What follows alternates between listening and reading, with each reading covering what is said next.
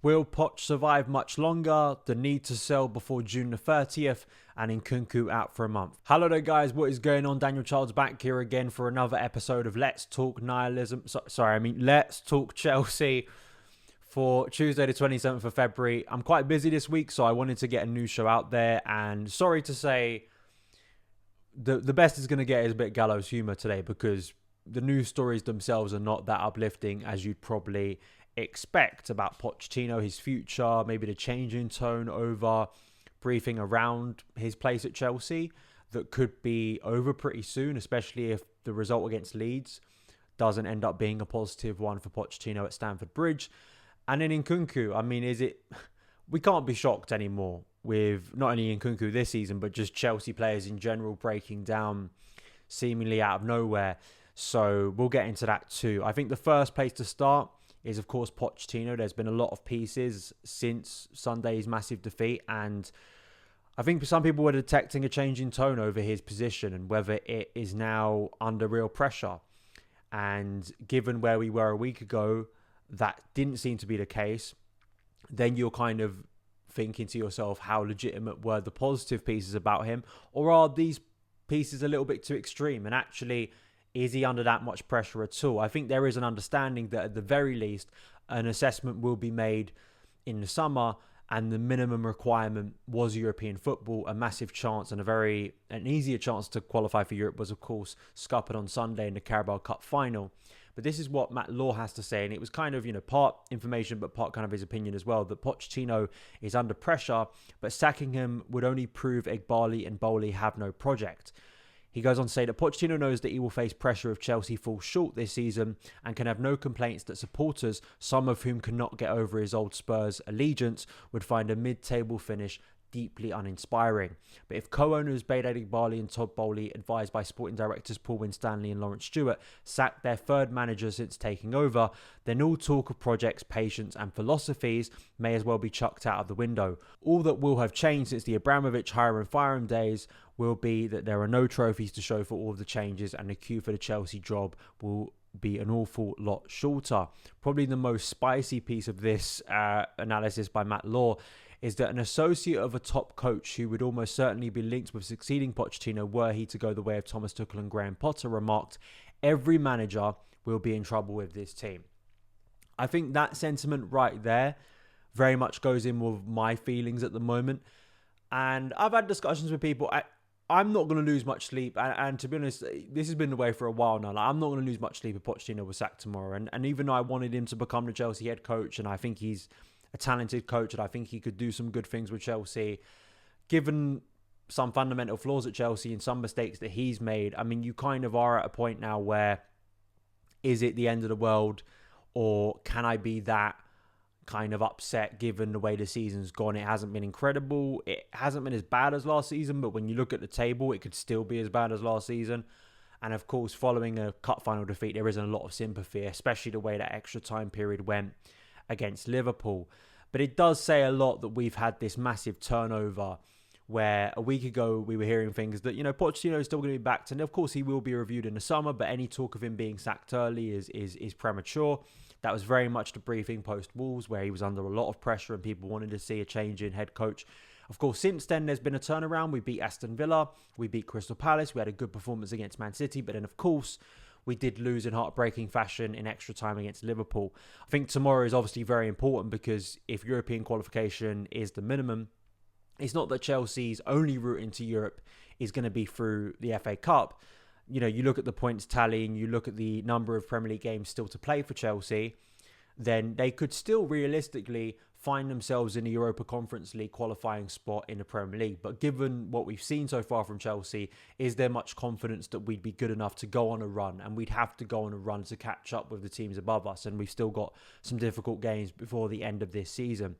So that's why tomorrow could actually be quite defining if it turns toxic and Chelsea fail to beat a championship side in the FA Cup fifth round. So that in itself becomes maybe a self-fulfilling prophecy. I do think, and this is just a general tone and thing I've seen from several clubs, it's not just specifically Chelsea, but I do think once we get into kind of this stage where it's like a referendum on the coach for every single game, and he has to do this, he has to win this specific game or we're going to sack him. I kind of am of the belief then that, well, it seems to me internally you've lost faith of him, so you might as well change the head coach. I'm not saying that's the right or wrong decision. I just think that to me, logically, like, it becomes a very unworkable situation and is why maybe the tide has turned.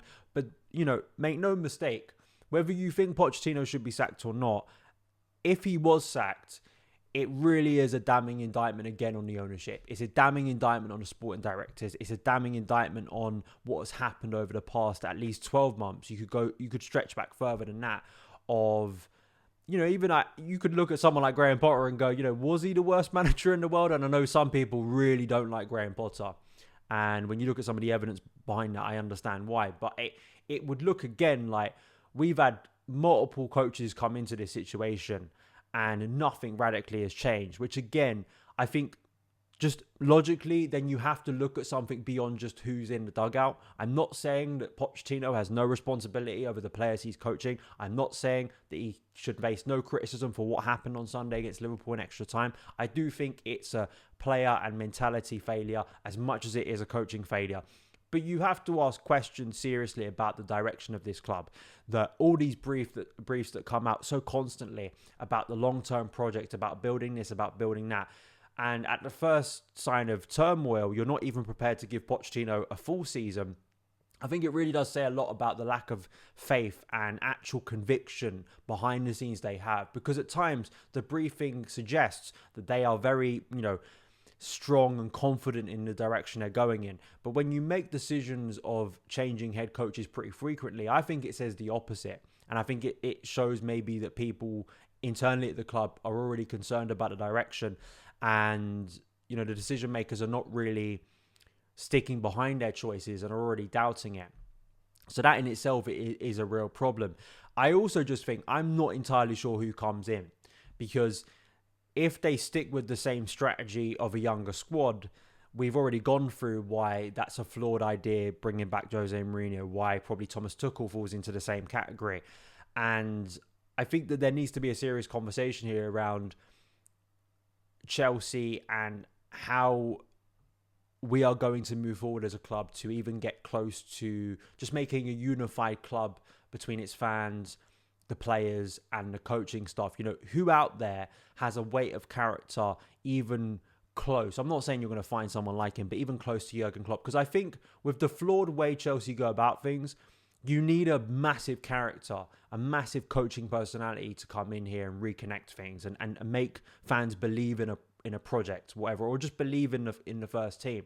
I think in some ways Arteta done that over time because he got the patience and then eventually he got the results. It's not like Arteta was this massive force of character. I know he does a lot on the touchline, but he doesn't have the same charisma that Jurgen Klopp does, for instance, right? But he's brought that over a period of time.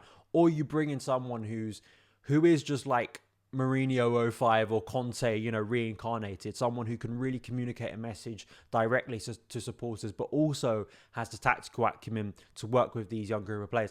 I'm not sure who that is. I don't have much confidence that we'd pick the right guy, and I don't have much confidence that they wouldn't struggle with what they have. And I think it's really damning that, if that quote, and you have to trust Matt Law's sources because he's usually very spot on, if someone is literally saying, you'd struggle with that group of players, you struggle with that set of circumstances, at some point I think people have to realize that just getting the pound of flesh for sacking a head coach clearly isn't doing much and isn't actually solving our problems, which then makes the conversation for me have to go a lot deeper.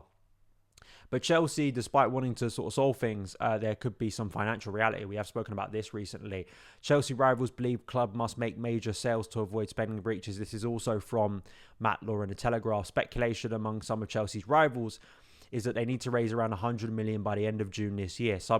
Club sources have refuted that figure and stress any early sales would be done with making signings in mind rather than needing to bring in cash before the next profit and sustainability rules cut off. Regardless of the reasons why Chelsea are braced for another summer exodus of players, they proved they can bring in quick cash last year by raising over £130 million before June the 30th, although their task is complicated this year because, of course, the European Championships, which runs between June and July. Now, there is some money that Chelsea could be making, obligations to buy, money that the club are confident will be coming in over the summer. And that is one of those is Newcastle's obligation to buy Lewis Hall, which is on course to guarantee Chelsea a quick £28 million. Chelsea will expect apparently to earn over £30 million for the permanent sale of Lukaku, after agreeing a £37 million release clause in the new contract he signed before joining Roma on loan last season.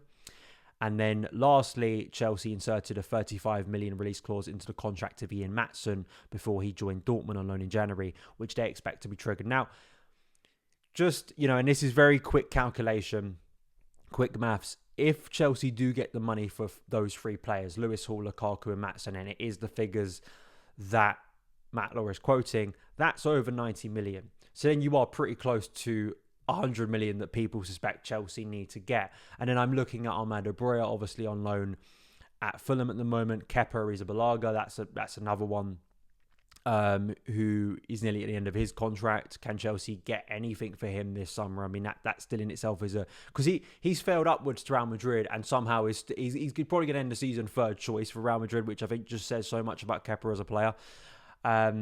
But then, of course, there are other players within the squad who could be sold before then. Raheem Sterling is one of those, obviously, that people have talked about. There could be others within the first team squad that Chelsea could part ways with. But when I look at numbers like that, I actually think that it isn't actually the end of the world. Like, if Chelsea are getting close to 100 million just for those three players, I think Chelsea will feel pretty confident they'll make up the money by the end of June the 30th. At least that's my belief. It's not a great situation, but I think that those numbers there kind of show that Chelsea will feel kind of internally confident that they're getting close to that figure already. Finally is around Christopher Nkunku. I mean, it's been confirmed today in a press conference, and it was confirmed in the usual sort of injury update that Chelsea do pre the Pochettino press conference, that Nkunku is out for a month apparently. Poch has said could be out 3 to 4 weeks, and it seems to be linked to his long-standing knee issue.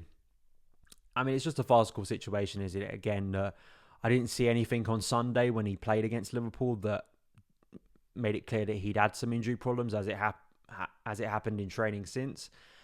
But I mean, it really is just a sorry state of affairs, and it again just looks it's a symptom of a bigger problem. I mean, Chelsea FC themselves are in a rehabilitation phase at the moment, are undergoing medical assessment as a club, and it seems like the club itself can't figure out what this issue is and needs to resolve it, because you invest in players like Nkunku, you invest in players like Romeo Lavia, you invest in players like Reece James. If they aren't fit majority of the season, how are you supposed to build teams?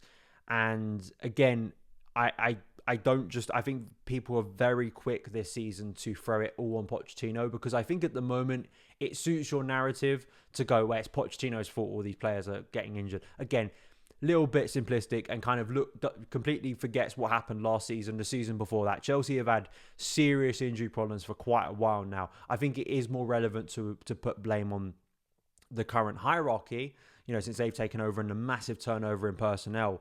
But this in itself is, again, such a sign of a club that, is broken in ways and needs to be fixed. And such a shame, because Nkunku, I think they've been very careful. I don't think you can blame the coaching staff and Pochettino for rushing Nkunku back. I think they have been very cautious with Nkunku. They haven't started him in games. They've waited for second half appearances in recent weeks. They haven't thrown him on wildly or pushed him beyond the limit, or at least that's what it seemed like that may have happened here. But it just shows you how fragile the situation is and how flawed things are at the moment, and why, again, this summer is not just about, I think, buying more experience in the first team, clarifying what's happening with Pochettino. It's also about getting to the root cause of these injury issues, because, again, it's a massive, massive flaw.